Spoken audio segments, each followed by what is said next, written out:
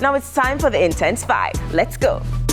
Spice and the water in Venice. Not too sure how it happened, but 1 minute Spice was in a gondola, the next she was soaking wet. Hush ya, Spice, and as usual, she laughed it off. Nana gone through. Popcorn recently went to Africa only to be crowned a chief. Big up to you, Papi. Big things are going. Miss Jamaica Universe has finally spoken out since her horrible fall in Thailand, and she let us know she's still on the road to recovery. Take it easy and get better soon, Gabby.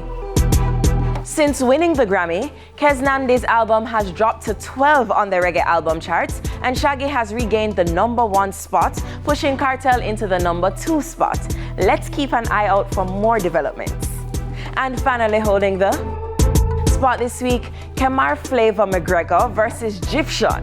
Not too sure of the details, but Kemar says he was heading to the US Embassy to file a report because Gyptian threatened a US citizen. Never a dull moment. That's it for the Intense 5 tonight. Follow us on IG, TikTok at TVJ Intense, and on TVJ's YouTube channel. Up next, the Kabuki. Intense soon forward.